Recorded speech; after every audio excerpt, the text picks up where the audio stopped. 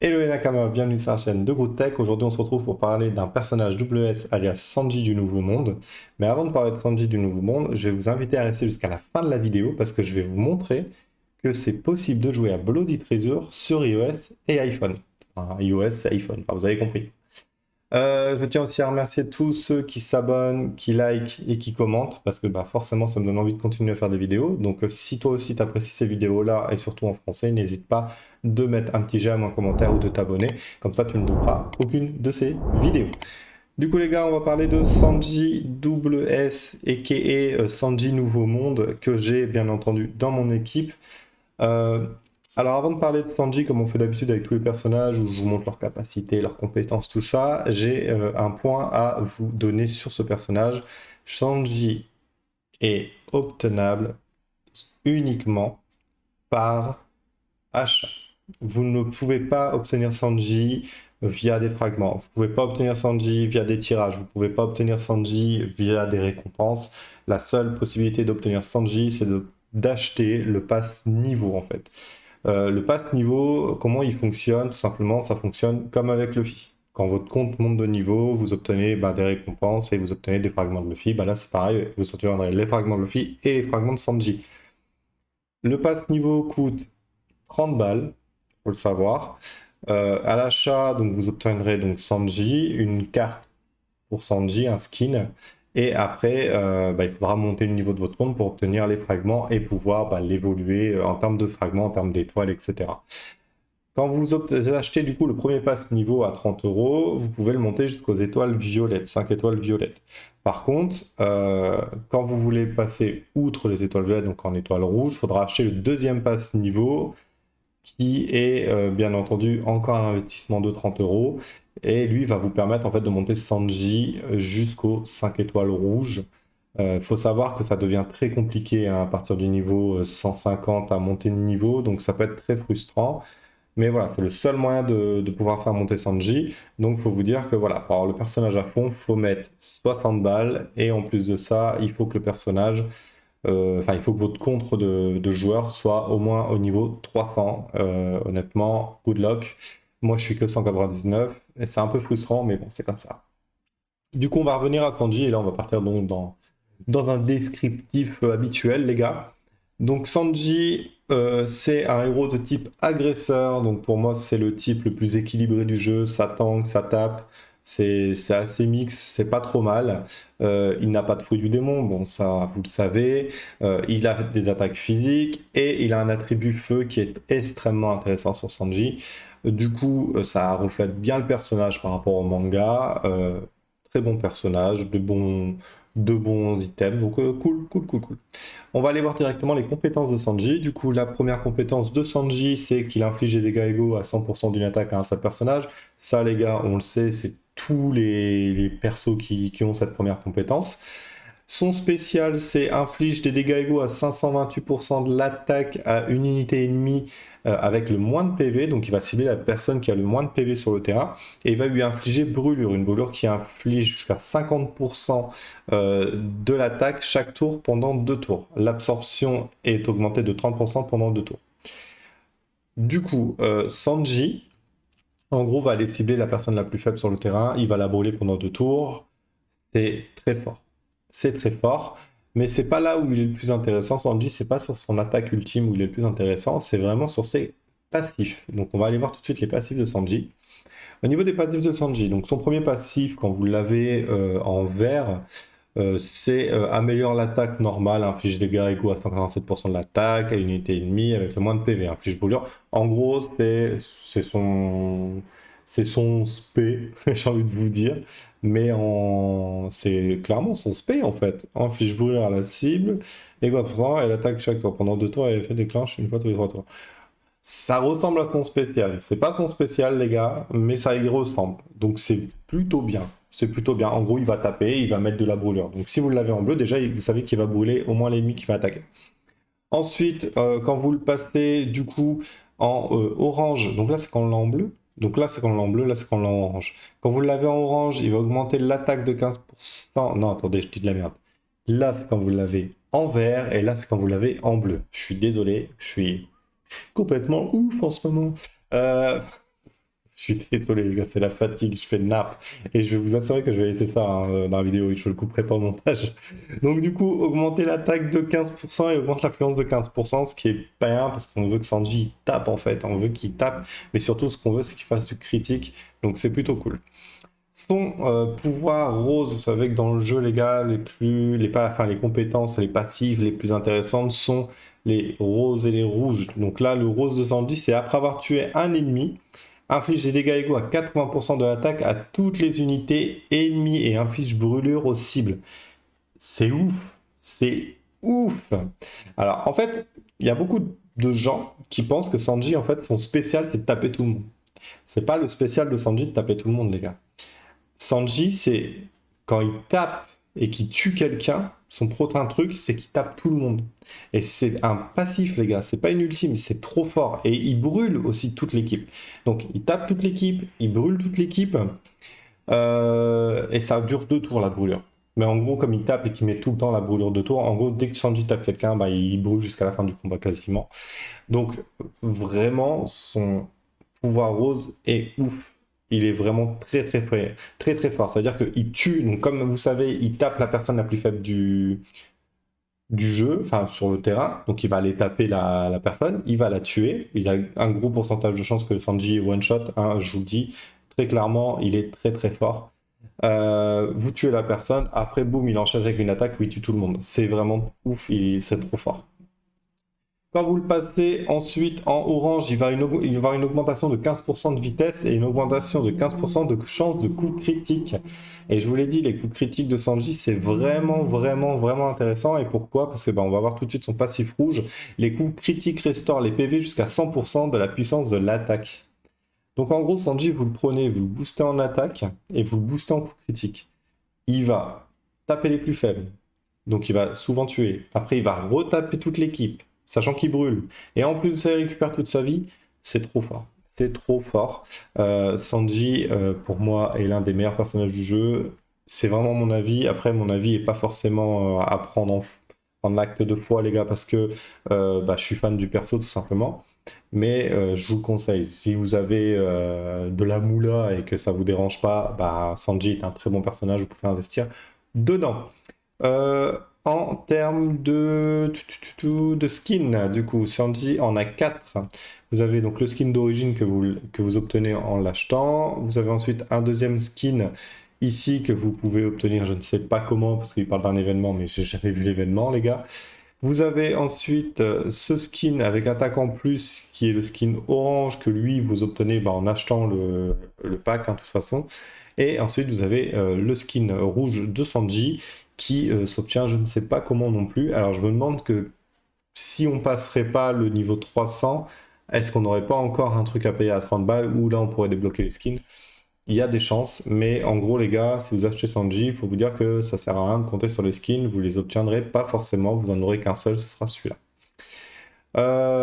Ensuite, que dire sur l'équipement de Sanji? Comment j'équipe Sanji? Moi, j'équipe Sanji en full rage. Full rage. Pourquoi j'équipe Sanji en full rage? Parce que tout simplement, j'aime bien quand il a son spécial tout de suite. Néanmoins, je ne pense pas que c'est le meilleur équipement que vous pouvez mettre à un Sanji. Pour moi, le meilleur équipement à mettre à un Sanji, c'est l'équipement Feu Céleste, alias l'équipement Orange, qui permet d'avoir une attaque supplémentaire, de faire encore plus de dégâts en attaque. Et c'est bientôt ce qui va arriver. En fait, je suis en train de monter cet équipement-là, donc de Mihawk, pour faire le changement entre les deux. Mais en gros, je vous conseille donc de mettre un full attaque sur Sanji et de ne pas faire comme moi. En termes de gemmes, du coup, les gars, en termes de gemmes, moi je lui ai mis 4 gemmes rouges qui ont PV attaque et 2 gemmes assassin, je les appelle assassins parce qu'elles sont violettes, hein, qui sont attaque défense. Pourquoi j'ai mis ces gemmes-là? Il faut savoir que ces 2 gemmes ont exactement la même attaque, ont exactement le même taux d'attaque.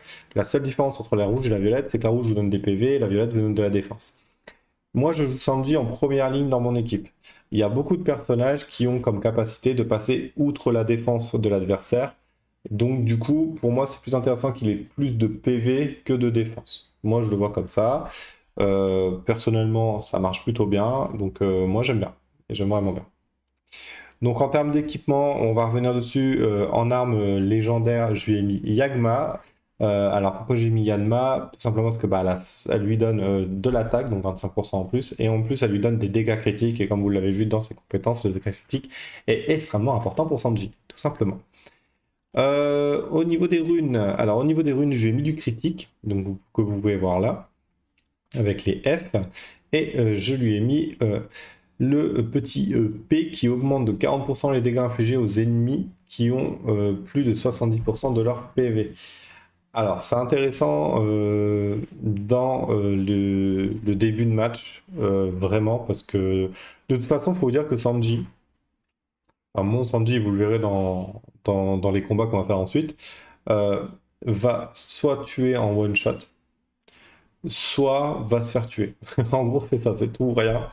Et du coup, je tape rarement des personnages qui sont en dessous de 70% de leur vie. Souvent, ils ont 70, enfin, ils sont au-dessus de leur barre à 70%. Donc, c'est cool. Alors, je vais pas vous mentir, je pense que ça finira par changer et que je vais partir sur un obtenir un tour supplémentaire ou des choses comme ça, ou encore augmenter son attaque, augmenter un truc, je sais pas. Enfin, ça, les gars, après. Sur les gemmes, je peux pas me garantir à 100% que ce que j'ai mis est bien. Par contre, les F1, donc les dégâts critiques, je vous le conseille vraiment, c'est vraiment vraiment bien. Après, je pourrais mettre Sanji en full dégâts critiques, hein, vous me direz. Donc, enfin voilà, ça à voir ce que vous voulez mettre, comment vous voulez vous adapter. Mais en tout cas, moi, je l'ai mis comme ça pour le moment. Du coup, on va aller voir le petit Sanji sur le terrain, voir ce qu'il fait, hein, tout simplement. Donc, on va aller en salle de clan, ou alors à la rigueur, on peut peut-être essayer un combat classé, les gars. On va essayer un combat classé, ça peut être intéressant.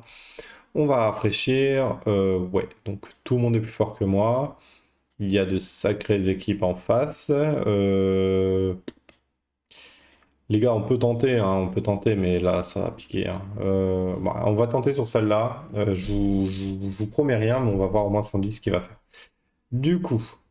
Donc là, vous avez donc les bonus hein, qui se mettent de la Hancock, du Barbe Noire, et pareil pour lui. Moi, j'ai un petit bouclier de PV en plus grâce à Magellan.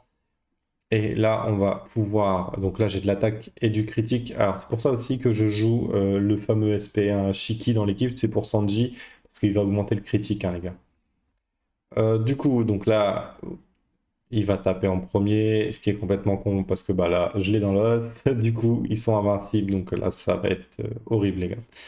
Ça va être horrible, le combat est perdu, je vous le dis direct. Comme je vous l'ai dit, Son Goku fait gagner des games. Donc là, Sanji, eh ben, il s'est fait one shot par le Mihawk 450.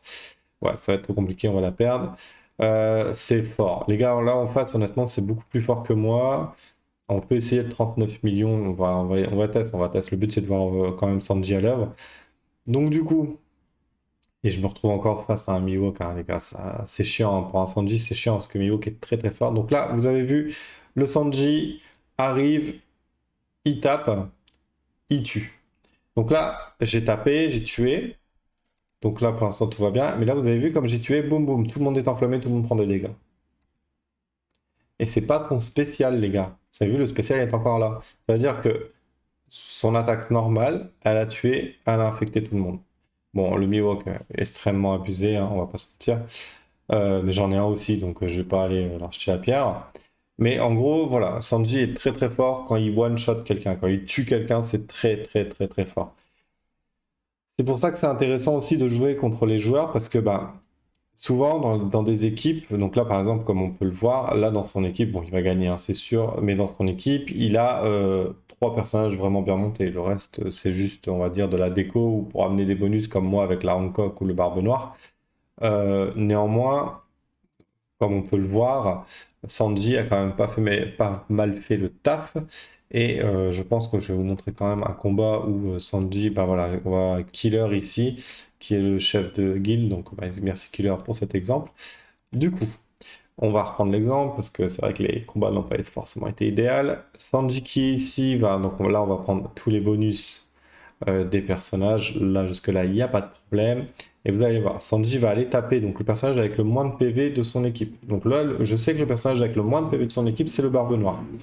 c'est souvent le Barbe Noire, parce que les gens ils utilisent Barbe Noire seulement pour son effet de stone. Donc du coup, la Sanji va aller taper, dès que ça sera bon. Alors, c'est pas le plus rapide de mon équipe, hein, malheureusement.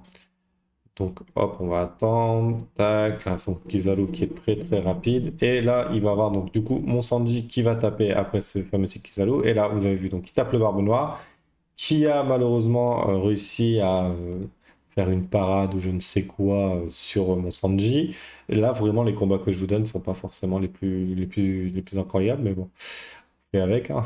J'ai envie de vous dire, on fait avec. Du coup, bon, là, on a le pouvoir de Shiki. Voilà, là, mon Sanji tape. Vous avez vu, il tape. Il tue Kizaru. Boum, boum. Ça inflige 120% des dommages aux autres. Ça les brûle. Euh, Ça n'utilise pas son spécial qui est toujours là. Enfin, voilà. Sanji est juste trop fort, les gars. Il faut juste vous dire que ça dépend le niveau dans lequel vous êtes. Moi, actuellement, c'est le plus fort de mon équipe. Et j'en suis très content. Donc, avant de terminer cette vidéo, on va aller regarder un petit peu dans les 5 premiers qui joue Sanji, qui ne le joue pas. Je peux déjà vous dire que Sanji n'est pas méta. Pourquoi? Bah, déjà parce qu'il faut le payer pour l'avoir. Et de deux, tout simplement parce que Sanji est très dur à monter en étoile rouge en fait. Donc, vous pouvez voir, regardez, un 282, il n'aurait même pas encore 5 étoiles rouges par exemple. Donc, c'est pour ça que Sanji n'est pas joué en haut niveau, hein, les gars. Donc là, vous avez vu, ça sert à rien d'aller plus loin. On sait que dans les 5 premiers, il ne le joue pas. Je sais pourquoi, je connais les causes, mais bon, c'est plus fort que moi. J'adore Sanji, je l'ai depuis le début du jeu, et voilà, je l'améliore H24. Du coup, avant de terminer cette vidéo, je vous avais promis de vous montrer que je peux jouer à Bloody Treasure sur mon iPhone, en fait. Donc, je vais vous le montrer, parce qu'il y a beaucoup de gens qui me disent qu'ils ne l'ont pas, et je ne comprends pas pourquoi, d'ailleurs. Mon écran est dégueulasse, les gars, mais bon, c'est pas grave. Donc là, c'est bien un iPhone, hein, les gars, hein. C'est l'iPhone 14, donc c'est le dernier, il n'est pas hacké, il n'y a pas de tout ça, hein. Je vous assure que c'est le normal, quoi.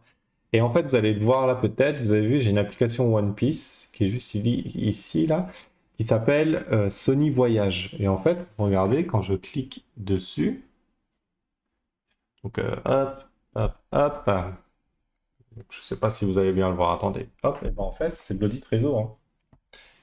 C'est Bloody Trésor. Et j'ai un compte dessus. Et bon, il n'y a que 10 serveurs pour le moment. Mais enfin, voilà, quoi, les gars. Le jeu existe sur iPhone, en fait. Le jeu existe sur iPhone. Alors, certes, il n'est pas cross-platform.